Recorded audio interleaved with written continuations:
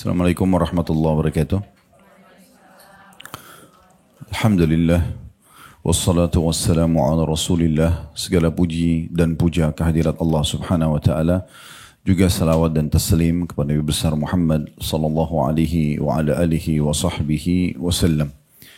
Mudah-mudahan pada hari yang Allah masih memberikan umur kita ini, Allah terima seluruh amal-amal saleh yang pernah kita kerjakan, yang sedang kita kerjakan, akan kita kerjakan sampai menjelang ajal datang nanti dengan pahala yang sempurna. Semoga seluruh dosa dan kesalahan, kekeliruan yang pernah kita lakukan juga dimaafkan oleh Allah subhanahu wa ta'ala. Juga kedua orang tua kita dan seluruh kerabat-kerabat kita. Dan siapapun yang mencintai kita karena Allah subhanahu wa ta'ala. Dan kita pun mencintai mereka karena Allah. Juga guru-guru kita dan juga orang-orang di lingkungan kita. Dan semoga Allah subhanahu wa ta'ala menyembuhkan penyakit orang yang masih sakit. Diangkat derajat orang yang masih rendah derajatnya, juga diperbaikin keadaan-keadaan semua yang berhubungan dengan dunia dan akhirat sehingga menjadi sempurna dan baik. Dan sebagaimana Allah satukan kita di majelis ini, semoga juga Allah satukan kita nanti di surga firdausnya tanpa hisab. Allahumma amin.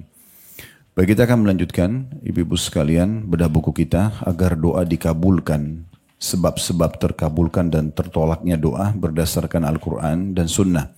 Ini tulis oleh Dr. Sa'id bin Ali ya, bin Wahab Al-Qahtani. Dan kita akan masuk sekarang ke pembahasan kedua ya, tentang masalah beberapa penghalang bagi terkabulnya doa. Betul sampai situ ya?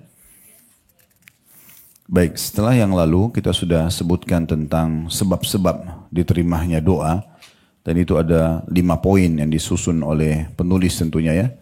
Kembali kita ingatkan poin-poin tentang sebab diterimanya doa atau syarat diterimanya doa tepatnya. Yang pertama adalah ikhlas karena Allah subhanahu wa ta'ala, karena semua yang terindikasi atau terkontaminasi tidak tulus karena Allah, masih bercampur baur dengan yang lain, terutama pujian manusia atau ada urusan dunia, maka tidak diterima.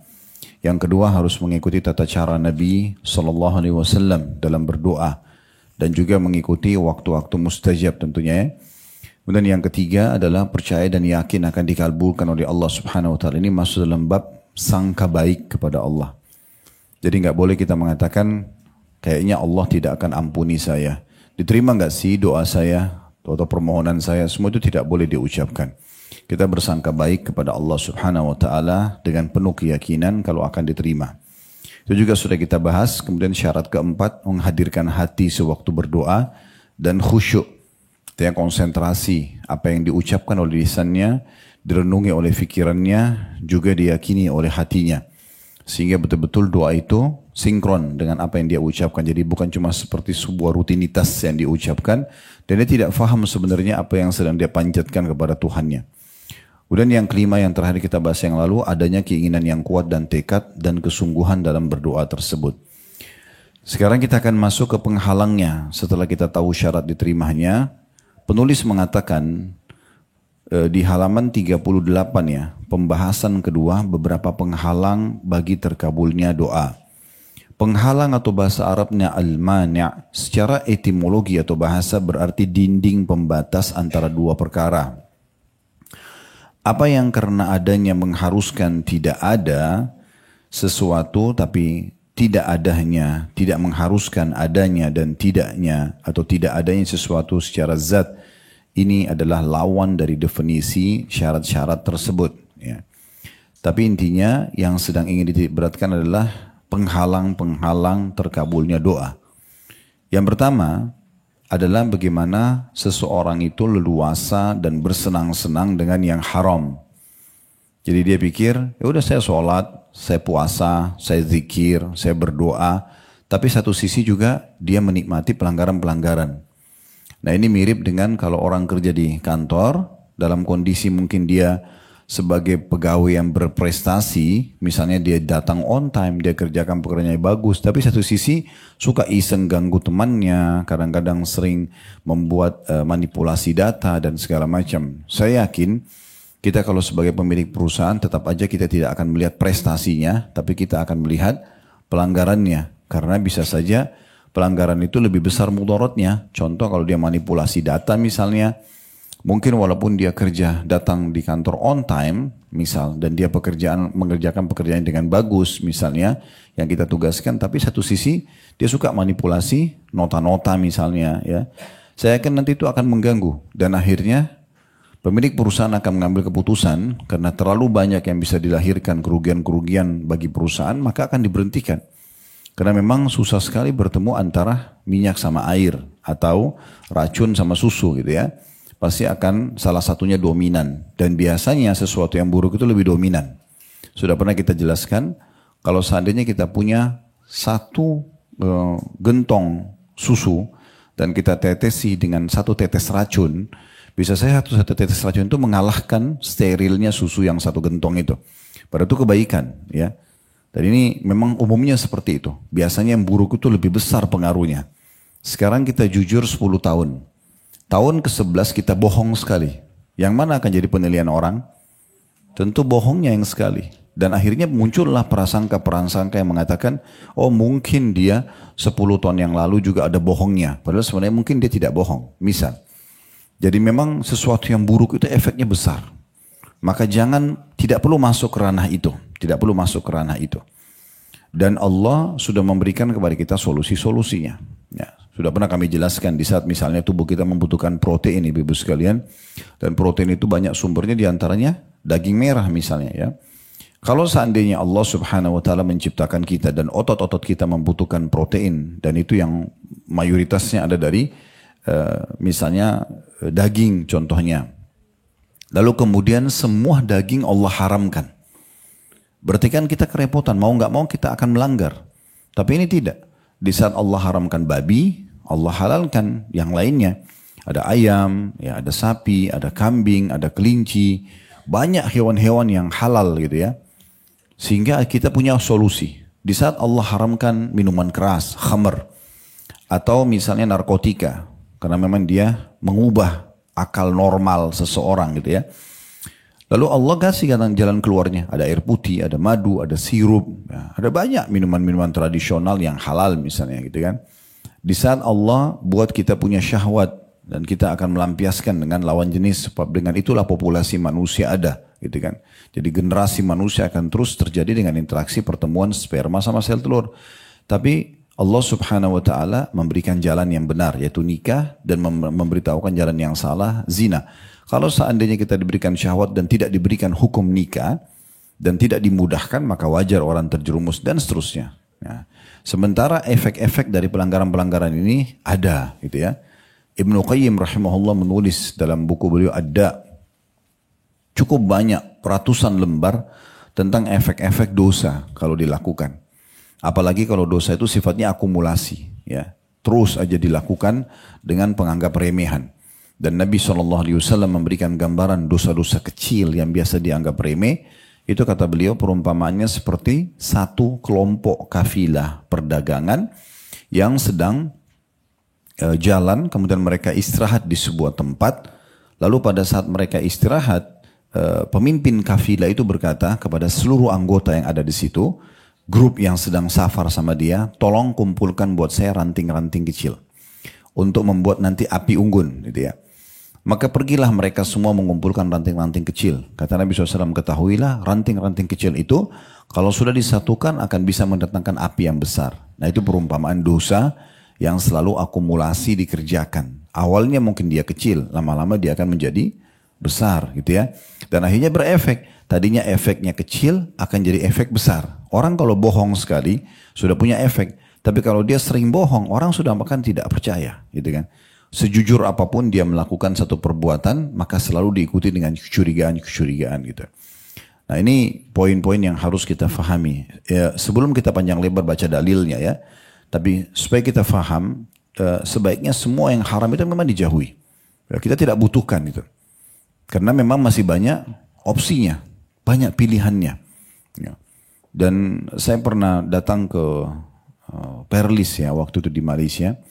Saya juga kaget pada saat saya ke sana karena ada undangan pada saat itu dari muftihnya dan juga ketemu sama kerajaannya, langsung duduk sama mahkota kerajaannya, ngobrol gitu, kita diperlihatkan sejarah tentang kerajaan itu, salah satu dari negara yang ada di sana. Maka negeri itu agak unik gitu. tidak ada diskotik, tidak ada karaoke, tidak ada tempat maksiat, tidak ada umumnya. Terus saya coba mau dengar langsung dari pimpinan wilayah itu, kenapa? Kok bisa tidak ada? Sampai bahasa teman-teman di situ yang menjemput kami mengatakan, orang-orang kalau sudah pikirannya ingin hidup bebas, mereka tidak akan pilih kota ini. Mereka pasti pilih kota lain di Malaysia, nggak mau kota ini. Karena memang kota ini lebih kepada Islami gitu ya. Lebih kepada syariat. Tapi hidup ekonominya, masyarakatnya juga tentram. Yang mau hidup yang enak, ya sudah. Yang mau tenang, tidak ada gangguan, tidak ada minuman keras, gak ada perempuan nakal, gak ada segala macam. Ya sudah di situ gitu. Terus saya dengar sendiri dari mahkota rajanya waktu itu, karena raja lagi tidak ada, lagi sakit. Kita ditemuin oleh putra beliau sebagai putra mahkotanya. Lalu dia katakan, Ustadz, prinsip kami, dia bilang, yang baik-baik masih banyak. Kenapa harus yang tidak baik? Dia ngomong gitu. Kenapa harus yang tidak baik? Kalau barang tidak baik ini, barang baik ini tidak ada, ya mungkin. Tapi kalau masih ada, kenapa harus kita masuk kepada barang yang tidak baik? Apalagi barang tidak baik itu sedikit. Nah, bahasa beliau begitu. Sebenarnya lebih kepada masalah contoh-contoh saja ya. Bagaimana sebenarnya sesuatu yang haram itu sebaiknya memang dihindari. Dan bahasa haram ini atau maksiat atau dosa itu, kalau bahasa kita supaya mudah difahami, pelanggaran gitu ya. Dan semua pelanggaran, fahami, pasti akan sangat dekat dengan konsekuensi hukuman. Nah gitu ya. Nah di antara hukuman-hukuman cukup banyak tentunya, tergantung daripada pelanggaran yang terjadi. Kalau dalam agama, maka juga ada level-levelnya. Salah satu yang menjadi penyebab doa seseorang itu tidak diterima, justru karena dia leluasa bersenang-senang pada yang haram itu. Bukan berarti manusia tidak bisa terjerumus pada pelanggaran. Semua orang pasti pernah melakukan pelanggaran. Tapi kalau ada orang anggap remeh, itu nggak apa-apa. Itu udah bahkan dia menjadi corongnya, ya. Dia menjadi corong untuk melakukan keburukan-keburukan. Ini hati-hati ya. Kalau misalnya dalam diri kita, naudzubillah, ada kecondongan justru untuk mengajak orang bermaksiat, bukan cuma kita melakukan tapi mengajak orang lain, ini adalah salah satu tanda-tanda keburukan. Kata Nabi SAW, ada di antara manusia yang Allah jadikan sebagai penyebab daripada terbukanya pintu kebaikan, tertutupnya pintu-pintu keburukan. Dan ada di antara manusia yang menjadi penyebab terbukanya pintu-pintu keburukan dan tertutupnya pintu kebaikan pada dia. Ada orang yang sibuk aja orang untuk taubat, untuk ibadah, untuk segala macam, sehingga terbuka pintu-pintu ketaatan kepada Allah dan pintu keburukan tertutup secara otomatis. Ada juga orang tidak sebaliknya, sibuk setiap hari, ya, sebarin gosip, ngajak orang maksiat, berikan edukasi bagaimana cara berzina, bagaimana cara mencuri, bagaimana cara dan seterusnya. Maka dia tutup pintu-pintu kebaikan dengan itu. Maka kata Nabi SAW, beruntunglah dan betapa besar pahalanya. Bahkan disilakan ada kata-kata tubah. Tubah itu salah satu makna yang disebutkan oleh Aisyah radhiyallahu anha adalah, atau ulama-ulama hadis, itu adalah sebuah istana di surga.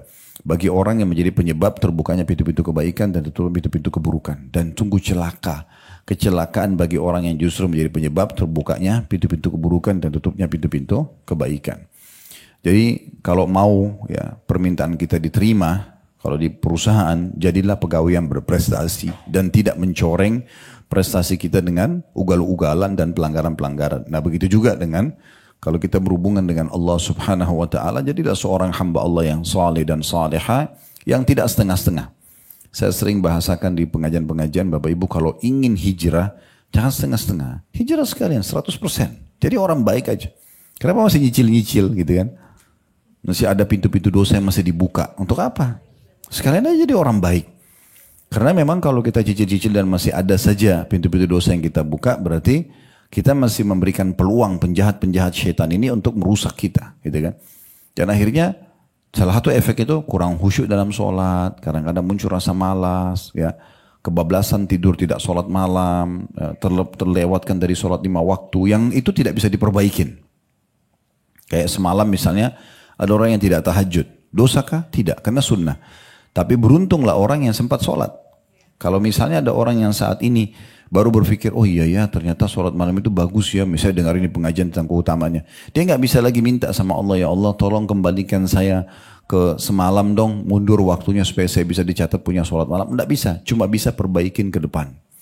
Dan pasti akan beda derajat dia dengan orang yang sudah terlanjur melakukannya, gitu ya. Dan juga kata kunci di sini yang perlu kita garis bawahi, ibu-ibu sekalian, kalau mau untuk kita meninggalkan yang haram, tidak butuh energi khusus. Sibukkan saja diri pada ketaatan-ketaatan. Dari ketaatan yang lain. Kan setiap kita buka satu pintu ketaatan, pintu pelanggarannya tertutup. Kayak misalnya kita buka pintu sholat. Ya. Berarti pelanggarannya meninggalkan sholat akan ditinggalkan. Otomatis kan gitu. Maka kita sibuk dengan perintah-perintah, maka pelanggarannya akan terjauhkan dengan sendirinya. Ya. Dan juga tutup semua pintu-pintu ya, yang bisa mengajak dan membuka peluang agar kita masuk dalam pelanggaran tersebut. Termasuk mohon maaf ini ya, media-media, terus kemudian grup-grup WA, terutama yang paling banyak itu masalah grup alumni ya, atau grup-grup apalah ya, reunian. Mungkin di situ karena bercampur baur semua orang, akhirnya di grup itu segala macam cuplikan dikirim, segala macam foto dikirim, segala macam gosip dibahas yang tidak perlu. Nah, kita ini manusia, punya batas kelemahan ya. Jangan bilang saya tidak terpengaruh, itu nggak mungkin. Kita dengarin, ibu dengar saja 10 menit tilawah Al-Quran dengan terjemahannya. Tapi betul-betul dengan hati yang hadir ya. Bisa baca, dengar aja surah tentang Al-Zalzalah misalnya ya, tentang hari kiamat. Atau surah Al-Zalzalah, Al-Qiyamah, itu kan banyak bicara tentang hari kiamat ya. Misal contoh, kita dengarin, berenungi 10 menit saja. Itu akan beda sekali kita rasakan tambahan iman. Dengan kalau kita dengar 10 menit itu musik misalnya. Atau kita dengarin berita tentang apa. Pasti ada pengaruhnya pada diri kita. Jadi kita ini makhluk yang lemah. Manusia itu sangat lemah. Ya. Jadi kita harus hati-hati sekali. Jangan buka peluang untuk itu. Setiap kali kita duduk sama teman-teman. Kalau kita tahu mereka ini awam. Mereka jauh dari pengajian. Mereka bisa berbicara hal-hal yang haram. Maka kita berusaha untuk melemparkan menu pembicaraan yang pertama. Ya. Karena kalau kita lagi duduk sama 5-6 orang teman-teman, kan biasanya siapa yang memulai pembicaraan itu seperti mengajukan kalau di restoran buku menunya. Maka itu akan menjadi bahan pembicaraan. Jangan biarkan mereka yang leluasa menyampaikan apa yang pengalaman mereka atau apa yang mereka ceritakan. Karena akan menjadi pembicaraan di situ. Kita pun akan ikut-ikutan. Tapi bagaimana kita langsung buka, begitu sudah kumpul, kemarin saya ikut pengajian, ada bahasan tentang ini loh, kita lempar sebagai menu pembicaraan. Misal, maka itu akan menjadi pembicaraan nanti. Oh iya, siapa yang bahas, apa bahasanya, buku apa, nanti di kemana-mana akan jadi bahasan. Itu sangat baik. Dibandingkan kita membiarkan menjadi bola liar ya. Sama kalau kita lagi kumpul sama pasangan hidup kita, sama anak-anak, coba yang dibicarakan hal-hal yang bermanfaat. Masalah agama atau edukasi, minimal sesuatu yang bermanfaat lah. Kalau cuma hanya omong kosong, ngomongin orang, ya, kekurangan orang dan segala macam, itu semua tidak akan ada efek manfaat yang kita dapatkan. Nah ini sedikit penjelasan tentang masalah poin pertama penghalang terkabulnya doa. Leluasa atau bersenang-senang dengan yang haram. Baik makan, minum, pakaian, serta konsumsi pada umumnya. Beranjak daripada hadis Abu Hurairah radhiyallahu anhu, beliau berkata bahwasanya Rasulullah sallallahu alaihi wasallam bersabda, "Ayuhan nas, innallaha thayyibun la yaqbalu illa thayyiba wa innallaha amara al-mu'minina bima amara bihi al-mursalin." Faqala ya ayyuhar rusulu kulu minat thayyibati wa'malu salihan inni bima ta'maluna alim. Wa qala ya ayyuhalladzina amanu kulu min thayyibati ma razaqnakum. Thumma dhakara ar-rajulu yutilu as-safara ash'atha akbar. يمد يديه إلى السماء يا ربي ومطعمه حرام ومشربه حرام وملبسه حرام وغذي بالحرام فأنا يستجاب لذلك. Terjemahannya kata Nabi SAW, wahai sekalian manusia, sesungguhnya Allah itu maha baik. Terjemahan tayyib ini, kalau ibu-ibu lihat di situ bahasa Arabnya kan innallaha tayyib. Tayyib itu berarti baik, sempurna, rapi, bersih, ya. Itu masuk dalam makna semuanya tayyib. Kan kalau makanan itu halalan tayyiba. Yang dihalalkan dan yang berkualitas. Nah tayyib itu berarti berkualitas. Penataannya bagus, rasanya enak, aromanya wangi. Nah itu namanya tayyib gitu ya. Dikatakan innallaha tayyibun. Allah itu maha baik, maha sempurna ya. Dan tidak menerima sesuatu kecuali yang baik. Sesungguhnya Allah memerintahkan orang-orang beriman dengan sesuatu yang dia perintahkan kepada para rasul. Dalam firman-Nya yang terjemahnya dalam surah Al-Mu'minun ayat 51, hai rasul-rasul, makanlah dari makanan yang baik-baik dan kerjakanlah amal saleh. Sesungguhnya aku maha mengetahui apa yang kamu kerjakan. Kemudian juga dalam firman Allah yang lain, hai orang-orang beriman, makanlah dari antara rezeki yang baik-baik yang kami berikan kepadamu. Dalam surah Al-Baqarah ayat 172. Kemudian Rasulullah SAW menyebutkan tentang efek orang kalau makan, minum, pakaian, pergaulan yang haram. Dengan hubungannya, korelasinya dengan doa. Dikatakan kemudian Rasulullah SAW setelah membaca Al-Mu'minun 51 dan Al-Baqarah 172, menyebutkan tentang seorang lelaki yang bepergian jauh dengan rambut kusut dan berdebu. Lalu menegadahkan kedua belah tangannya ke langit sembari berdoa. Wahai Tuhanku, sedangkan makanannya haram, minumannya haram, pakaiannya haram, dan diberi makan dari sesuatu yang haram, maka bagaimana mungkin dikabulkan untuknya? Menurut satu pendapat, kata penulis, sebagaimana pendapat Ibnu Rajab rahimahullah, bahwa makna hadis ini adalah sesungguhnya Allah tidak akan menerima segala amal melainkan amal yang baik lagi bersih dari apa-apa yang merusak ibadah, seperti riya dan rasa ujub. Riya berarti ingin dipuji oleh orang, ujub itu bangga dengan amal yang dikerjakan. Tidak pula dari harta kecuali yang baik, yang halal. Karena tayyib atau baik digunakan untuk perbuatan, perkataan dan keyakinan. Dan maksudnya adalah bahwa para rasul dan umatnya diperintahkan untuk memakan makanan yang baik dan menjauhi yang tidak baik dan yang haram. Saya baca dulu paragraf setelahnya baru kita masuk ke penjelasan.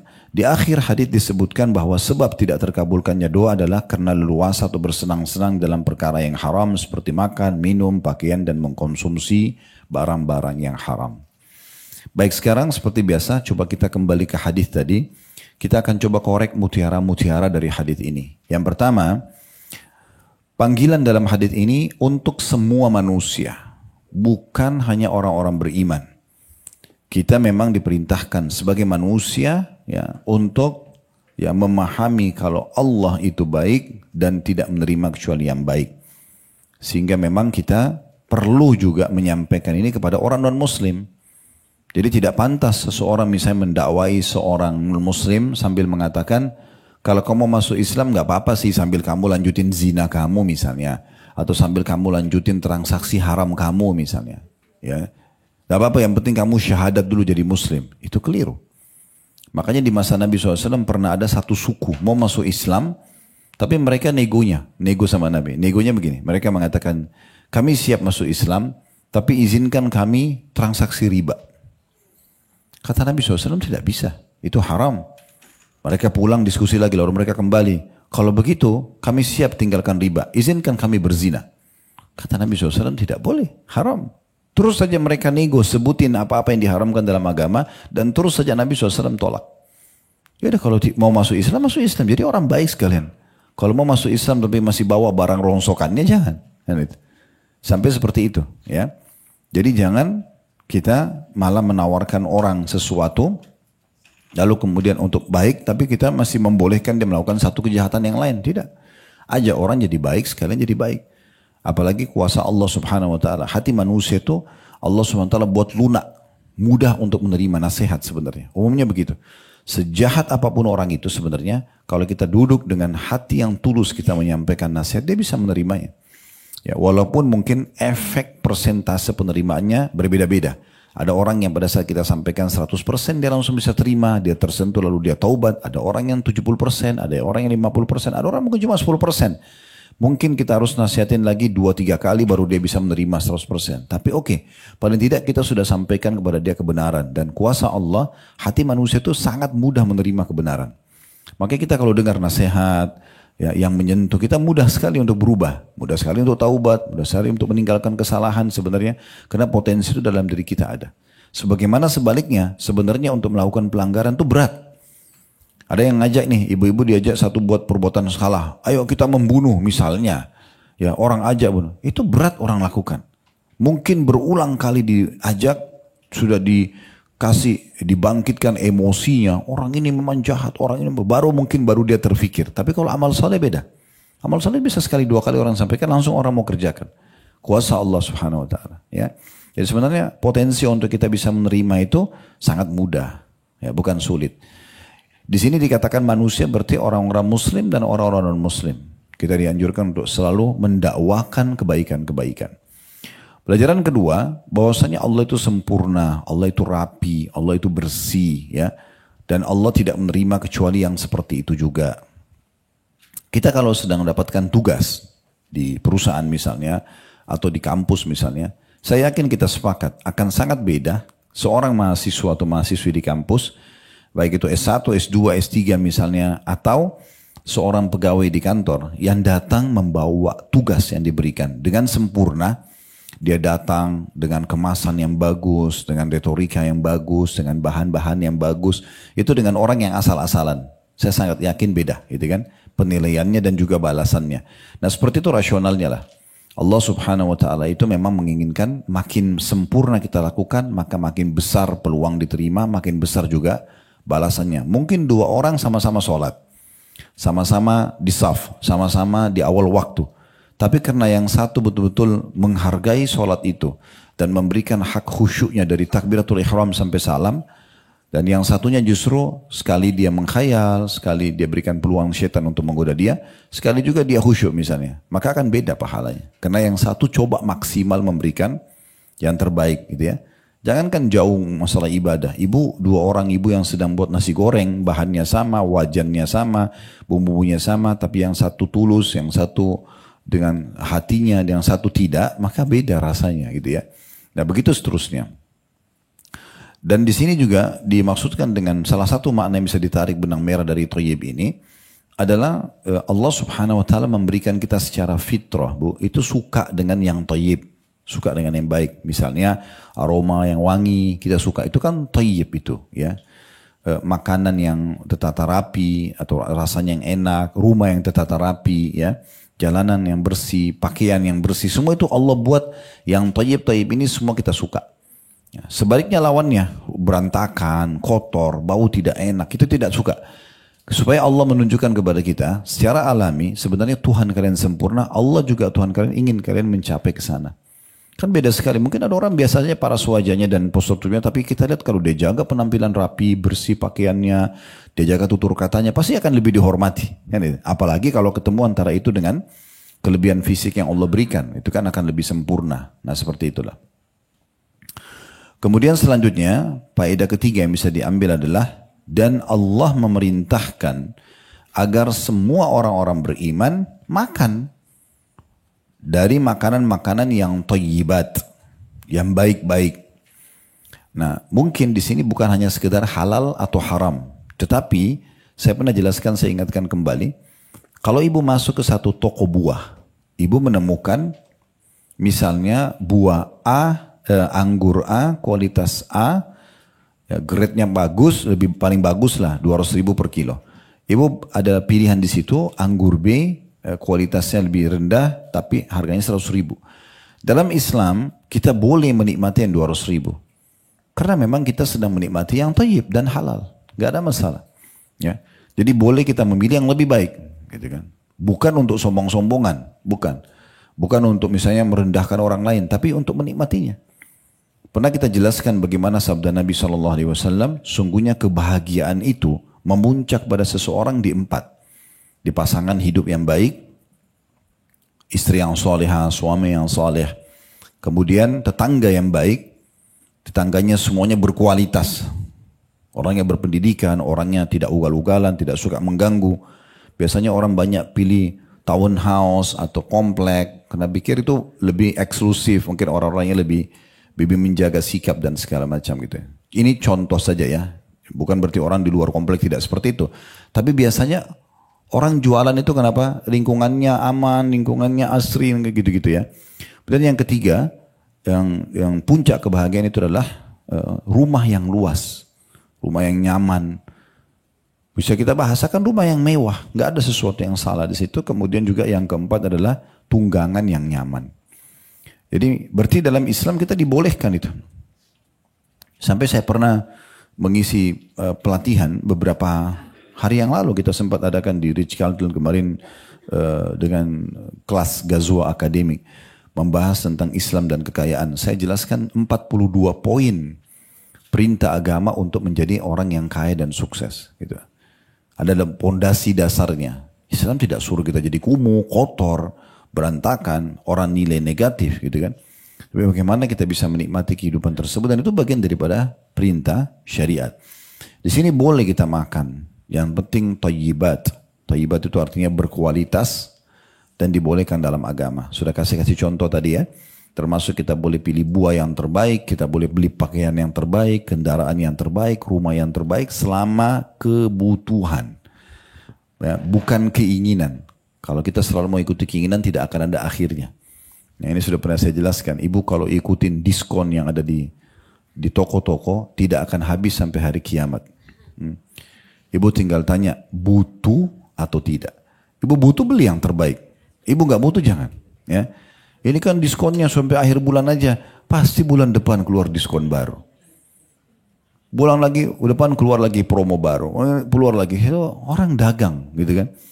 Tapi kalau ibu butuh, biar mahal. Biar nggak ada diskon. Ya saya butuh beli. Islam membolehkan kita beli yang terbaik. Gak ada larangan dalam masalah itu. Jadi bedakan mana kemauan dan mana kebutuhan. Kalau kebutuhan silakan. Tidak masuk dalam bab tabzir. Ya. Kemudian juga ini harus dihubungkan sudah makan yang thayyibat. Maksud dalam thayyibat juga ini kalau tadinya halal tapi kemudian jadi rusak. Contoh misalnya ayam halal. Tapi kalau sudah basi itu nggak thayyib lagi, nggak boleh ibu makan. Sudah haram. Buah sudah rusak. Buah itu berulat lah dan segala macam dan bisa berbahaya, banyak bakterinya misalnya yang berbahaya buat tubuh, nggak boleh dikonsumsi. Jangan bilang sayang nih, nggak bisa, karena sudah berbahaya. Tapi jangan juga beli berlebihan, jangan masih bagus udah buang aja misalnya gitu, itu nggak boleh ya. Kita juga harus perhatikan. Allah amanahkan beberapa anak kecil, kadang-kadang saya ingatkan istri kalau misalnya susunya udah mau dibuang, kenapa? Ini sudah 3 jam. Saya bilang sebelum dibuang coba cek dulu. Kalau masih bagus untuk apa dibuang? Mubazir. Ya, coba dicek. Ternyata masih enak. Saya kasih minuman anak. Kenapa harus dibuang mubazir? Nanti Allah akan tanya itu. Walaupun pada saat beli susu boleh beli susu yang terbaik. Tapi kita harus berimbang di antara poin-poin seperti ini. Dan di sini diingatkan, itu faedah yang pertama, kita jelaskan dulu faedah pertama tadi, anjuran untuk mendakwahi manusia semuanya. Yang kedua adanya sifat Allah yang thayyib atau sempurna. Yang ketiga perintah Allah subhanahu wa ta'ala kepada orang-orang beriman dan sebagaimana diperintahkan para rasul untuk makan dari yang thayyibat. Semua yang bagus dan berkualitas ya. Kemudian yang keempat pelajarannya adalah harusnya diikuti makanan yang sudah baik itu, minuman yang sudah baik itu dengan amal saleh. Karena Allah mengatakan, hai para rasul, ya makanlah dari makanan baik-baik dan kerjakanlah amal saleh. Artinya nutrisi yang masuk ke dalam tubuh sehingga menghasilkan energi dipakai untuk ketaatan, bukan dipakai justru untuk pelanggaran. Ya, jadi kita disuruh beramal saleh. Itu yang keempat. Kemudian pelajaran yang kelima yang bisa diambil dari hadis adalah efek daripada justru tolak belakang dengan itu, makan yang tidak thayyib atau yang haram, kemudian juga tidak beramal saleh. Maka dikasih gambaran ada orang yang dalam keadaan safar, ya, kemudian rambutnya kusut, berdebu, dan dia saking susahnya hidupnya menengadahkan tangannya ke langit, ya Allah berikan, ya Allah berikan. Lalu disebutkan sebab ditolaknya, bagaimana Allah bisa berikan sementara makanannya haram, minumannya haram, pakaiannya haram, dan diberi makan dari sesuatu yang haram, maka bagaimana mungkin dikabulkan untuknya.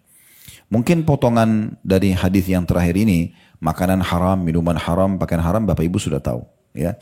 Tapi yang kita garis bawahi coba dilihat di situ, dan diberi makan dari sesuatu yang haram. Jadi kalau ada orang yang memberikan kita makanan dan kita tahu sumber dia haram, nggak boleh kita makan. Kalau kita nggak tahu sumber dia haram atau tidak, baru boleh. Masih nggak jelas gitu ya. Tapi kalau sudah jelas sumber dia haram, jelas maaf dari hasil pelacuran, dari hasil manipulasi data, dari hasil riba, nggak boleh kita mengkonsumsi. Ya. Dan juga dalam masalah ini hati-hati dan wajar kalau sebagai seorang muslim kita kritis ya. Masuk ke satu restoran tanya halal nggak, mau beli makanan halal nggak, tanya sebagai seorang muslim. Karena kalau dia jawab iya halal misalnya, contoh, maka berarti itu sudah tanggung jawab orang yang mengatakan itu. Kita lepas dari masalah itu, ya. Jadi jangan juga hanya karena viral, ini lagi viral restoran ini, tapi nggak jelas kehalalannya. Udah yang penting saya sudah pernah coba. Jangan. Efeknya kepada doa tidak diterima. Kan itu. Jadi harus hati-hati dalam masalah ini. Itu tadi pelajaran yang bisa diambil dari hadis. Kita masuk ke paragraf yang di bawahnya tentang perkataan Ibnu Rajab rahimahullah. Dikatakan, saya ulangi lagi, Ibnu Rajab berkata dalam makna hadis, sungguhnya Allah tidak akan menerima segala amal melainkan amal yang baik lagi bersih dari apa-apa yang merusak ibadah seperti riya dan ujub. Jadi maksudnya juga makna daripada thayyib, Allah itu sempurna, baik ya. Dia artinya tidak akan menerima kecuali juga yang sempurna. Dicontohkan amal-amal dari riya dan ujub. Jadi ibu kalau ibadah jangan pernah mengejar pujian orang. Pujian orang sudah sering kami ucapkan hanya sepanjang lidahnya. Gak ada manfaatnya. Kamu hebat ya, kamu soleh ya. Oh kamu berapa kali pergi haji dan umroh ya. Oh kamu sudah bantu masjid sana ya. Apa manfaatnya gitu? Gak ada manfaatnya. Ada orang suka dengan pujian manusia. Orang yang ikhlas kepada Allah subhanahu wa ta'ala tidak akan butuh semua pujian ini. Dia memberi, udah selesai antara dia sama Allah subhanahu wa ta'ala. Kadang-kadang ciri orang yang riya dan ujub ini, kalau dia kasih misalnya orang miskin uang, anggaplah bagi dia itu sesuatu yang besar. Contoh, bagi dia 100 ribu sudah sangat besar. Dia berikan seorang pengemis di jalan, di lampu merah atau di mana gitu, dia memberikan. Lalu orang itu begitu terima, langsung main pergi, nggak terima kasih. Kalau dia karena Allah SWT bagi dia nggak penting. Orang itu terima kasih nggak masalah. Tapi kalau dia butuh pujian orang, pasti dia akan mengatakan orang ini nggak tahu terima kasih. Masa dikasih 100 ribu nggak terima kasih? Mau dikasih berapa? Ini berarti orang tujuannya hanya dipuji. Untuk apa gitu? Kalau orang kita berikan sesuatu, lalu kemudian itu karena Allah dan dia tidak berterima kasih, nggak penting bagi kita. Nah itu salah satu ciri yang bisa kita tahu dari masalah riya dan ujub. Kemudian beliau mengatakan juga yang dimaksud dengan makna thayyib juga di sini tidak pula dari harta kecuali yang baik dan halal. Jadi sholat sudah dipenuhi semua syarat-syaratnya, ya masuk waktu, tutup aurat, menghadap kiblat, semua gerakan bacaan sudah benar. Tapi pada saat sholat mukennahnya dari uang haram, ya, sedanyanya dari uang haram, AC yang dihirup udaranya dari uang haram, misal, ya karpetnya, bangunannya, ini gimana caranya nih, ya? Bentrok sekali dengan apa yang dia harapkan diterima oleh Allah subhanahu wa ta'ala. Jadi betul-betul kita harus ya kritis dalam masalah ini. Betul-betul tidak boleh sembarangan kita memboleh-bolehkan, menggampang-gampangkan semua itu ya. Kemudian dikatakan juga, jadi pendapatan ini penting untuk dijaga, tidak pula dari harta kecuali yang baik dan halal. Karena thayyib atau baik digunakan untuk perbuatan, perkataan dan keyakinan. Karena istilah thayyib dalam hadis tadi, baik dan sempurna itu digunakan masuk dalam semua lini, apakah itu perbuatan, perkataan dan juga keyakinan. Dan juga maksud adalah bahwa para rasul dan umat diperintahkan untuk makan makanan yang baik dan menjauhi yang tidak baik dan yang haram. Seperti kita boleh makan, boleh. Boleh minum, boleh. Nah, tidak ada masalah. Dan sesuai dengan kebutuhan. Masih lapar, tambah. Tidak ada masalah. Ya. Tapi kalau hanya kemauan itu nggak bisa selesai. Akhirnya tidak ada ujung-ujungnya, tidak ada kenyangnya, gitu kan? Karena dia cuma mengikuti kemauan saja. Kemudian selanjutnya ya, paragraf yang kita pindah di bawahnya. Oleh karena itu, ya, para sahabat Rasul dan orang-orang soleh sangat berusaha keras untuk mendapatkan makanan yang halal dan menjauhi yang haram. Dinukil kisah Aisyah radhiyallahu anha berkata, Abu Bakar Siddiq radhiyallahu anhu pernah mempunyai sahaya mencari nafkah untuk dirinya dan beliau Abu Bakar pun memakan makanan dari hasil kerja budak mudah tersebut. Pada suatu hari sahaya tersebut datang membawa makanan, maka Abu Bakar pun memakannya. Lantas sahaya tersebut berkata, "Tahukah Anda apa yang Anda makan ini?" Abu Bakar berkata, "Apa itu?" Dia menjawab, "Dulu saya pernah menjadi tukang tenun untuk seseorang di zaman jahiliyah. Dan saya bukanlah penenun yang baik kecuali hanya tipu belaka. Kemudian ia memberi saya upah dan itulah sebagian dari yang Anda makan tadi." Maka Abu Bakar memasukkan jarinya ke tenggorokan dan ia memuntahkan segala yang ada dalam perutnya. Dalam satu riwayat dari Abu Nuaim dalam kitab Al-Hilya, Imam Ahmad menukil dalam kitab Az-Zuhud juga terdapat tambahan. Dikatakan kepada Abu Bakar, "Semoga Allah merahmatimu. Anda lakukan semua ini hanya karena sesuap makanan yang kuberikan." Abu Bakar mengatakan, seandainya makanan tersebut tidak keluar kecuali bersama dengan nyawaku, pasti aku akan lakukan. Sebab saya telah mendengarkan Rasulullah SAW bersabda, kullu jasadin nabata min suhtin fannaru awla bihi. Setiap anggota tubuh yang tumbuh dari makanan yang haram, maka neraka lebih baik baginya. Oleh karena itu saya takut akan tumbuh dari anggota tubuh saya ini sesuap yang haram. Sesuap yang haram. Baik, dari poin ini kita bisa ambil pelajaran juga bagaimana kejelian para orang-orang terdahulu sebelum kita dalam berhati-hati memasukkan makanan yang haram. Kesimpulannya, Abu Bakar pernah punya seorang budak, dia pekerjakan, dan sebagai penghormatan terhadap budak tersebut, setiap kali dia pulang dari kerja seharian, dia bawa makanan, Abu Bakar makan bersama-sama. Nah, satu waktu biasanya Abu Bakar tanya, dari mana hasil kamu? Oh, saya kerja ini, kerja itu, semuanya halal. Abu Bakar makan. Satu waktu dia pulang, Abu Bakar nggak nanya, lupa makan langsung. Habis itu baru orang itu nanya, apakah anda tahu dari mana sumber ini tadi yang anda makan? Kata Abu Bakar tidak. Dia bilang, dulu saya pernah pura-pura jadi penenun, pura-pura jadi dukun, gitu ya, di masa jahiliyah. Dan saya pernah tebak nasib seseorang, ternyata betul seperti apa yang saya tebak itu. Maka pada saat itu dia masih merasa punya utang dan sekarang dia bayar. Inilah hasilnya tadi.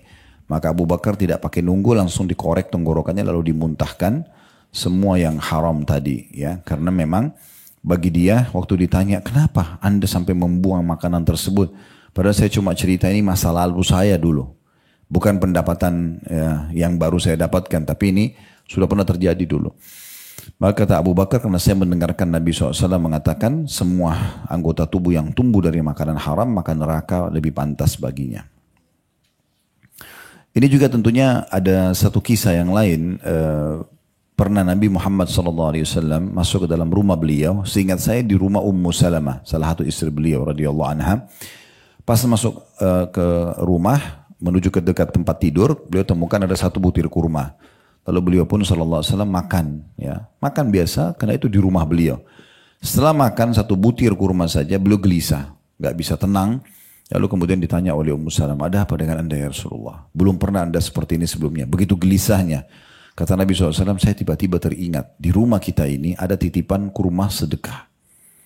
Ya, saya tidak tahu apakah kurma tadi yang satu butir itu dari sedekah atau memang hak kita. Maka saya pun gelisah, jangan sampai ini yang syubhat tadi atau yang tidak boleh dikonsumsi. Ya, kemudian saya konsumsi. Jadi begitu gelisahnya Nabi SAW. Dan cukup banyak ya perkataan-perkataan para salaf berhubungan dengan masalah ini. Dikatakan dalam hadis telah dibicarakan di awal bahwa lelaki dalam cerita Rasulullah SAW yang senang-senang makanan haram sebenarnya telah datang dengan 4 perkara yang semestinya merupakan sebab-sebab doa dikabulkan. Yang pertama safar, yang kedua pakaian dan keadaan yang mencerminkan kesederhanaan. Dan Rasulullah SAW mengatakan rubba ash'athu madfu'in bil abwabi law aqsama alallahi la abarra. Berapa banyak orang yang rambutnya kusut, berdebu, ditolak di depan pintu para pembesar dunia. Tapi seandainya dia bersumpah dengan nama Allah, niscaya Allah akan tepati sumpahnya. Yang ketiga, menengadah tangannya ke langit. Sebagaimana disebutkan dalam hadis, Innallaha hayyun karim, yastahi min abdi idza rafa yadayhi ilaihi an yaruddahuma saf atau sifran khaibatain. Sesungguhnya Allah itu pemalu dan maha mulia, dia amat malu terhadap hambanya apabila hambanya mengangkat kedua tangannya kepadanya, kepada Allah, lantas dia Allah tolak dengan tangan kosong dan kecewa. Yang keempat, memelas, mengulang-ulangi permintaan dengan mengulang nama Allah, wahai Rabbku, dan ini yang merupakan bagian yang terpenting bagi terkabulnya doa. Namun bersama semua itu Rasulullah SAW mengatakan bagaimana mungkin doanya dikabulkan. Ini berbentuk pertanyaan yang tujuannya menggambarkan perasaan heran dan jauh dari kemungkinan dikabulkan. Maka hendaknya seorang hamba yang muslim bertaubat kepada Allah SWT dari segala maksiat dan dosa, mengembalikan apa-apa yang diambilnya secara zalim kepada yang berhak, sehingga bisa bebas dari penghalang yang amat besar ini yang dapat terhalangi atau menghalangi terkabulnya doa. Jadi ini poin yang kita bisa garis bawahi, bahwasanya orang yang di dalam hadis ini disebutkan sebenarnya orang yang sudah terpenuhi kriteria-kriteria diijabahnya doa. Ya, kriteria diijabahnya doa, tapi semua ditolak doanya karena makanan dan minuman yang haram tadi. Kemudian yang kedua penghalangnya adalah tergesa-gesa dan meninggalkan doa. Ini juga pernah kita singgung ya. Ya, sudah pernah kita singgung tapi diingatkan kembali tentang masalah poin ini gitu ya. Ini sudah pernah dibahas yang lalu ya? Oh. Ya tadi saya tanya, nggak ada yang jawab. Saya bilang ini kita sedia bahasannya. Oke. Baik, kita berarti sekarang di halaman 49.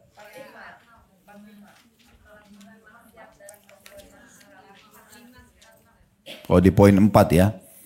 Baik. Di poin 3.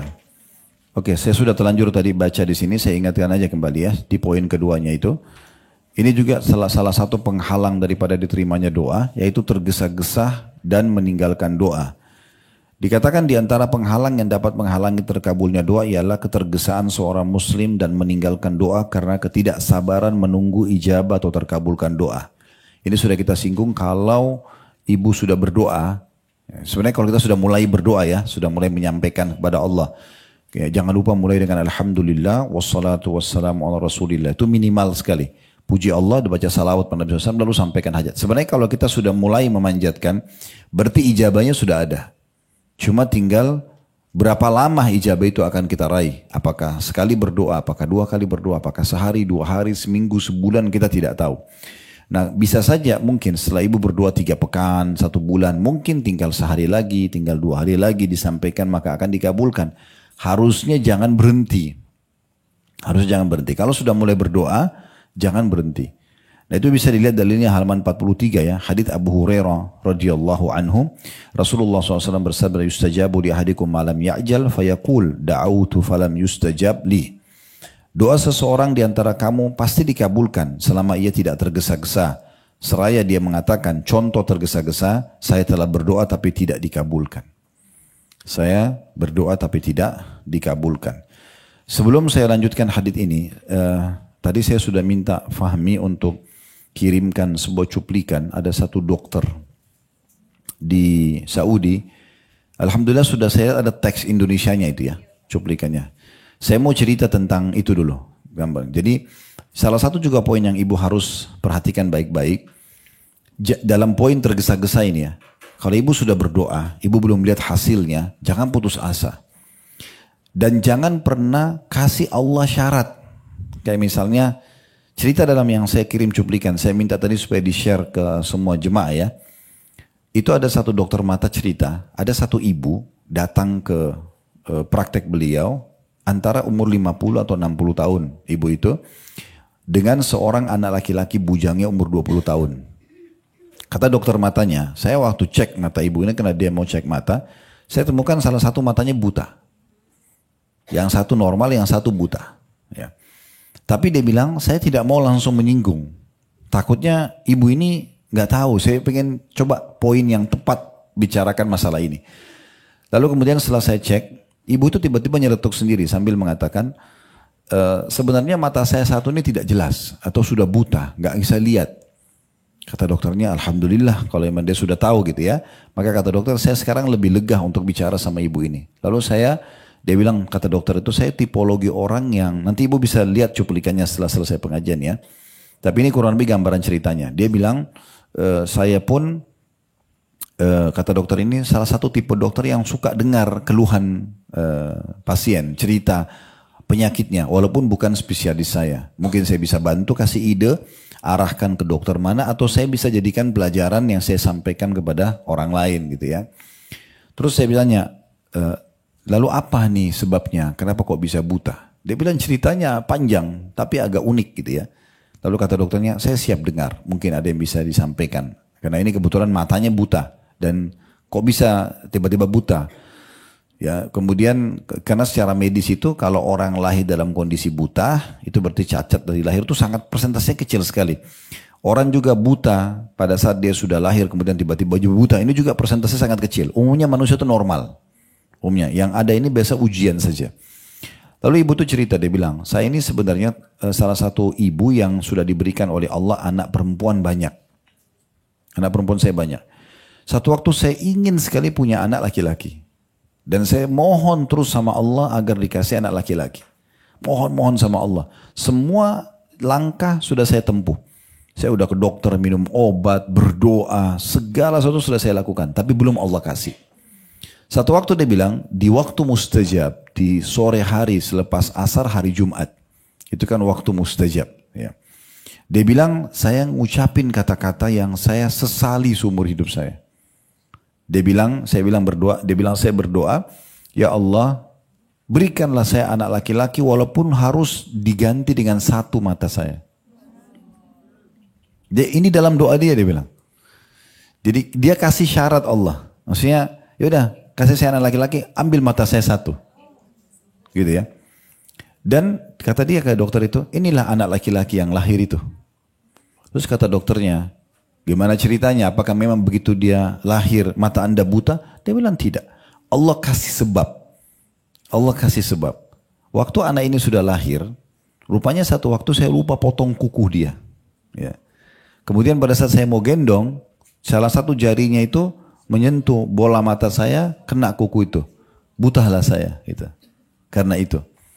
Maka dia membahasakan ibu itu. Oleh karena itu, harusnya seseorang itu jangan sampai memberikan syarat kepada Allah, jangan tergesa-gesa. Kalau mohon itu yang sabar, gitu ya. Nikmati aja prosesnya dengan penuh keyakinan. Ingat kita sampaikan tadi, kita ulangi juga syarat diterimanya doa apa? Ya, kita harus yakin Allah terima, bersangka baik dengan Allah, gitu kan? Dan ada juga pernah hadis saya sampaikan ibu-ibu kalau masih ingat, tapi memang tidak ada dalam buku kita ini. Kalau Allah, kata Nabi SAW, kalau Allah mendengar doa yang indah dari seorang hamba, Allah terlambatkan jawabannya. Allah memang tidak langsung kasih, diterlambatkan jawabannya. Agar hamba tersebut tetap dalam doanya. Misal kalau kita sakit, ya Allah sembuhin saya. Tiba-tiba sembuh, kita sudah nggak berdoa lagi kan. Tapi kalau Allah tunda 3 hari, 1 minggu, 1 bulan, kita terus berdoa. Dan orang ini kalau lihat nanti hasil doanya di hari kiamat, maka dia berharap sepanjang hidupnya dia berdoa. Karena besarnya pahala yang dia bisa dapatkan. Oleh karena itu nikmati prosesnya. Toh kata Nabi SAW di sini pasti akan diterima doa seseorang di antara kalian selama dia tidak tergesa-gesa. Di dalam hadis yang lain disebutkan di bawahnya, kata Nabi SAW, la yazalu yustajabu lil abdi malam yad'u bi ithim aw qati'ati rahim ma lam yasta'jil. Qila ya Rasulullah mal isti'jal? Qala yaqulu qad da'awtu wa qad da'awtu falam ara yastajibu li fayastahsiru 'inda dhalika wa yad'u ad-du'a. Senantiasa akan dikabulkan doa seorang hamba selama tidak berdoa untuk suatu dosa atau memutuskan hubungan silaturahim dan juga tidak tergesa-gesa. Kata Rasulullah SAW ditanya, ya Rasulullah, apa yang anda maksudkan dengan tergesa-gesa? Rupanya sahabat yang bertanya sudah faham.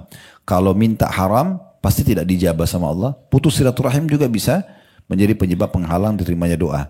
Tapi tergesa-gesa ini bagaimana ya Rasulullah cirinya? Apa yang dimaksud dengan tergesa-gesa? Kata Nabi SAW, yaitu dia berkata, si pendoa ini, sungguh aku telah berdoa, tapi ya tidak melihat akan terkabul. Lalu ia pun merasa rugi atau gagal dalam doa, lalu meninggalkan doa tersebut. Nah ini salah satu ya sebab daripada tertolaknya doa itu. Baik, sisanya kita tidak baca lagi karena sudah dibahas ya. Sekarang kita pindah ke poin nomor 3, yaitu melakukan maksiat dan perbuatan haram. Nah kalau ini lebih sederhana dari poin yang pertama. Kalau poin yang pertama kan dia menikmati itu, dia menganggap tidak masalah. Kalau perlu dia halalkan apa yang haram itu ya. Kalau di sini tidak, ini lebih sederhana, dia terjerumus dalam perbuatan yang diharamkan. Dikatakan oleh penulis boleh jadi melakukan pekerjaan haram menjadi penghalang terkabul doa. Oleh karenanya sebagian ulama salaf berkata, jangan memprotes lambatnya terkabulnya doa. Karena engkaulah yang telah menutup jalan terkabulnya doa dengan kemaksiatan. Berdasarkan ini, penyair pernah berkata, Nahnu nad'ul ilaha fi kulli karbin, thumma nansahu inda qashwil kurub. Kaifa narju ijabatu lidu'ain qad sadadna tariqaha bidzunub. Yang artinya, kita memohon kepada Allah di setiap kesusahan, kemudian kita lupakan dia ketika kesusahan telah hilang. Maksudnya, cobalah jaga adab kepada Allah di potongan pertama syairnya ini. Jangan sampai kita mohon-mohon sama Allah, lalu Allah kasih, begitu dikasih, udah berhenti berdoa. Melupakan Allah, seakan-akan sudah selesai hajatnya, sudah tidak perlu lagi dekat dengan Allah.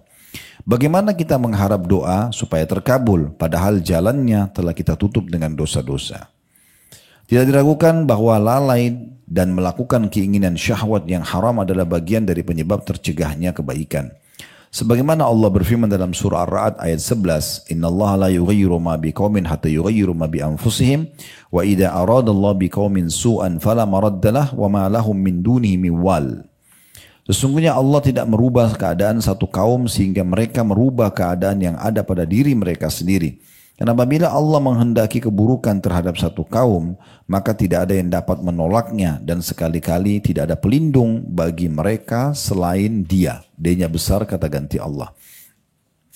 Berarti di poin ini kita bisa lihat bagaimana Allah Subhanahu wa taala tidak akan mengubah keadaan satu kaum dari terpuruk, dari sakit, dari terlilit utang sampai mereka mengubah diri mereka sendiri. Maksudnya mengubah keadaan pelanggaran-pelanggaran ditinggalkan. Jadi kalau mau lebih gampang diterima doa, ibu lebih tahu pelanggaran apa yang masih kita biasa lakukan dalam keseharian, maka ditutup pintu itu, ditutup kerannya, maka dengan izin Allah Subhanahu wa taala akan menjadi penyebab dikabulkannya doa. Yang keempat, penghalang dari doa meninggalkan kewajiban yang diwajibkan oleh Allah Subhanahu wa taala seperti sholat 5 waktu, puasa Ramadan, ya. Nah, kemudian dia berharap doanya diterima. Bagaimana bisa dia meninggalkan hal yang diwajibkan lalu berharap doa diterima? Ya, ada orang mungkin antara azan dan iqamah waktu mustajab, sibuk berdoa, tapi dia tidak sholat. Ya. Sebagaimana dikatakan di sini, ya, ketaatan kepada Allah akan menjadi penyebab terkabulnya doa. Begitu pula ya meninggalkan kewajiban kepada Allah akan menjadi penghalang terkabulnya doa. Itu ada footnote di bawah ya. Disebutkan dalam Jami' Ulum wal Hikam oleh ulama di sini, sebagaimana telah diriwayatkan dari Nabi SAW yang pengertiannya seperti itu. Riwayat Hudzaifah radhiyallahu anhu bahwasanya Nabi SAW bersabda, "Walladzi nafsi biyadi la ta'murunna bil ma'ruf wa la tanhauna 'anil munkar aw la yushikanna Allahu an yab'atha 'alaikum iqaban min thumma tad'uunahu fala yustajabu lakum." Demi zat yang jiwaku berada di tangannya, maksudnya demi Allah, hendaklah kamu benar-benar beramar ma'ruf dan nahi mungkar, atau kalau tidak Allah akan menimpakan azab karenanya, kemudian kamu berdoa kepadanya lalu Allah tidak mengabulkan bagi kalian. Dalil ini menjelaskan kepada kita, ibu-ibu sekalian, ada amar ma'ruf nahi mungkar. Ya, kalau ada orang meninggalkan satu perbuatan yang wajib, ma'ruf ya, itu semua diperintahkan dalam agama. Misalnya dia tinggalkan sholat tadi, dia tinggalkan ibadah-ibadah wajib, lalu dia berharap doanya diijabah, tidak mungkin. Atau kita lihat seseorang di depan mata kita melakukan satu perbuatan yang meninggalkan ma'ruf. Teman kita disebut betul-betul tidak sholat, kita tahu nih. Kita tidak ingatkan dia, maka efeknya bisa kepada kita. Efeknya pun bisa kepada kita, makanya kita harus ingatkan. Walaupun hanya sekali kata saja, misalnya kita mengatakan sholat lo itu wajib misalnya. Contoh, itu sudah cukup. Karena amar ma'ruf nahi mungkar yang wajib yang pertama. Yang kedua, yang ketiga, yang ke-100 semua itu sunnah hukumnya. Pada orang yang sama ya.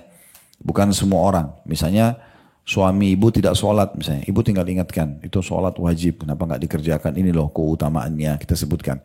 Kalau ibu sudah sampaikan tetap aja dia tidak sholat. Ibu lepas tanggung jawab hari kiamat. Kalau ibu sudah sampaikan. Itu juga istri pada suami atau suami pada istri. Makanya Nabi Nuh alaihissalam dan Nabi Lut nggak dihakimi oleh Allah Subhanahu wa taala karena kekufuran pasangan hidup mereka. Istri mereka keduanya dijadikan perumpamaan dalam Al-Quran. Karena sudah didakwai, sudah disampaikan, nggak mau dengar. Maka tanggung jawab sendiri. Mereka para istri ini dibinasakan oleh Allah Subhanahu wa taala bersama dengan kaumnya. Begitu juga dengan mungkar, orang buat dosa. Kita kalau buat dosa, tadi sudah disebutkan jadi penghalang diterimanya doa. Atau orang lain buat dosa kita biarkan. Kita nggak mau ingatkan. Ya, minimal ingkar mungkar itu dengan hati, minimal. Jadi kalau misalnya ada orang buat kesalahan, ibu kalau bisa ibu ingatkan berhentikan dengan power kita, dengan tangan. Kayak misalnya anak-anak berbuat kesalahan, kita berhentikan. Mereka nonton yang haram, kita ambil handphonenya misalnya. Itu kan karena kita punya power ya. Seorang pimpinan perusahaan pada bawahannya, seorang pemimpin negara pada masyarakatnya, itu mereka bisa memberhentikan kemungkaran tersebut dengan powernya. Kalau tidak bisa maka dengan lisan. Kalau tidak bisa maka dengan hati. Dan itu selemah-lemah iman. Gak ada orang yang tidak bisa pungkiri dengan hatinya. Semoga Allah berikan hidayah misalnya. Ya udah itu sudah cukup. Jadi itu sudah melepaskan kita dari tanggung jawab di depan Allah SWT pada hari kiamat nanti. Penghalang yang kelima, berdoa dengan doa yang mengandung dosa atau pemutus hubungan silaturahim. Di sini beliau tidak sebutkan dalilnya karena sudah disebutkan sebelumnya, ya.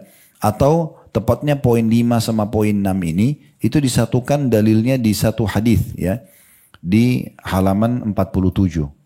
Jadi poin ke-5 penyebab ditolaknya doa adalah mengandung dosa, minta harta untuk melakukan judi atau melakukan haram, ini tidak boleh. Atau dia putus silaturahim, tidak pernah lanjut hubungan dengan kedua orang tuanya, dengan saudaranya. Memang dia sengaja memutus, ya. Bukan ibu kebetulan tidak sempat datang ke rumah orang tua atau tanyain kabar, bukan. Betul dia niat putus, dia tidak mau berhubungan. Ada kan orang biasa gitu, ya. Karena dia jengkel sama saudaranya, misalnya dia mengatakan pokoknya putus hubungan persaudaraan, diblokir semuanya, tidak ada. Itu yang dimaksudkan dengan mutus silaturahim. Begitu juga dengan poin nomor 6, ini dua-duanya digabungin dalam satu dalil, ya. Sebagai hikmah Allah di mana seseorang diberikan yang lebih baik dari yang diminta, ya. Abu Sa'id meriwayatkan, ya, riwayat ini dari Nabi SAW dikatakan, "Ma min muslimin yad'u bida'watin laisa fiha ithmun wala qati'atu rahim illa atahu Allah biha ihda thalath. Imma an tu'ajjala lahu da'watu wa imma an yaddakhiraha lahu fil akhirah wa imma an yasrifa anhu minas su'i mithlaha." Qalu idzan nukthir, qala Allahu akthar. Kata Nabi SAW, tidaklah seorang muslim berdoa dengan satu permohonan yang di dalamnya tidak mengandung dosa. Ibu berdoa tapi semuanya baik-baik, minta supaya kebaikan buat ibu, minta, boleh tamak dengan rahmat Allah, ya. Boleh minta berlebihan dalam kesehatan, dalam harta, keberkahan hidup, itu boleh, ya. Boleh minta derajat tertinggi di surga, boleh minta kebahagiaan dunia akhirat maksimal, boleh. Boleh minta dijadikan sebagai wali Allah, orang-orang khususnya Allah, boleh. Orang yang selamat dari segala macam mara bahaya, gangguan orang, itu boleh. Kita boleh tamak dalam berdoa, minta kebaikan. Yang penting jangan mengandung dosa. Mengandung dosa itu kayak misalnya kita minta haknya orang lain, atau kita minta harta untuk berjudi tadi misalnya, ya. Hak orang lain misalnya kita iri, kita berharap, ya Allah buat tetangga itu meninggal biar rumahnya punya saya. Misal, ini misal saja. Ini misal. Supaya jelas kan kita kasih contoh gitu. Ya. Ya, kemudian dikatakan dan tidak pula pemutusan silaturahim. Sudah kita jelaskan. Puncaknya kedua orang tua, sisanya saudara-saudara, ya. Kalau ibunya ibu sudah meninggal, maka yang gantikan itu saudarinya ibu dan juga kakak perempuan. Kakak perempuan juga masuk dalamnya, ya. Ini saya sering dengar kadang-kadang di pengajian kami itu ada yang begitu. Jadi adiknya maaf sudah jadi janda, dia nggak mau biayai, si kakak nggak mau biayai. Itu kakaknya jadi janda, adiknya nggak mau tahu. Padahal sebenarnya mereka mampu untuk saling bantu-membantu. Itu pengganti, ya. Kakak ini pengganti orang tua, gitu, ya. Harusnya kita bisa menjalin hubungan yang baik dengan mereka, gitu. Kemudian dikatakan kecuali, di sini dikatakannya, tidaklah seorang muslim berdoa dengan suatu permohonan yang di dalamnya tidak mengandung dosa dan tidak pula pemutusan silaturahim, kecuali pastilah permohonan itu dikabulkan Allah dengan memberikan salah satu dari 3 perkara. Bisa saja dikasih dari 3 perkara. Yang pertama, bisa jadi permohonannya disegerakan oleh Allah. Atau Allah menyimpannya untuknya di akhirat. Atau dipalingkan darinya keburukan sebanding dengan permohonannya tersebut. Para sahabat mengatakan, kalau begitu kami akan memperbanyak doa. Rasulullah SAW mengatakan, Allah tetap lebih banyak karunia-Nya. Kita bahas dulu 3 poin ini, ya. Bisa diberikan seketika di saat itu. Sudah pernah kita ingatkan, ya. Ibu kalau berdoa sama Allah, Allah akan berikan jawaban sesuai dengan sistem yang sudah Allah buat. Kita lagi sakit, ya Allah sembuhin saya. Allah nggak akan lemparin obat dari langit, nggak mungkin, gitu kan? Tapi Allah buat sistem. Kita ketemu sama teman, cerita tidak sengaja tentang penyakit kita, lalu dia katakan, oh setahu saya ada dokter yang bagus di sana, namanya ini. Lalu kita ke sana konsultasi cocok, resep cocok, lalu sembuh. Maka bukan dokter sama resep yang sembuhkan. Itu adalah jawaban dari doa kita. Kita berharap, ya Allah bukain pintu rezeki buat saya. Besok tiba-tiba ada orang yang ngajak bisnis, ada orang yang tawarin rumahnya, jangan buru-buru ditolak.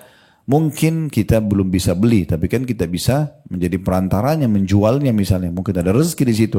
Ada pesan-pesan yang datang gitu, ya, yang bisa kita ambil sebagai pelajaran gitu. Nah itu ya contoh-contohnya. Begitu juga pada saat kita minta jodoh, Allah tidak lemparin manusia dari langit, tapi Allah buat ada kecenderungan, ada orang yang mau menikah dan segala macam.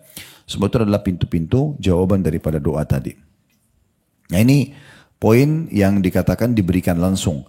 Kemudian yang kedua adalah dikatakan Allah hilangkan, menyimpan untuknya di akhirat. Ini pernah kita jelaskan dalam satu riwayat, nanti akan datang orang hari kiamat, orang yang banyak berdoa di dunia ya. Namun belum semua doa dia lihat jawabannya. Dia akan datang hari kiamat diberikan pahala bergunung-gunung, kemudian dia bertanya, dari mana pahala ini? Maka para malaikat mengatakan ini dari doa-doa kalian yang belum kalian lihat hasilnya di dunia. Kemudian atau dia akan dihilangkan keburukan yang sebanding dengan permohonannya.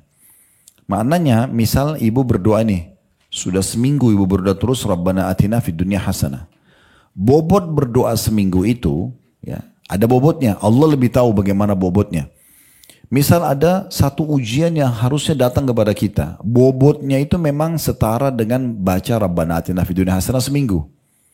Sehingga teralihkan atau tidak jadi kena kita. Misalnya sakit flu seminggu, demam misalnya, atau ada orang yang menipu. Jadi sebanding.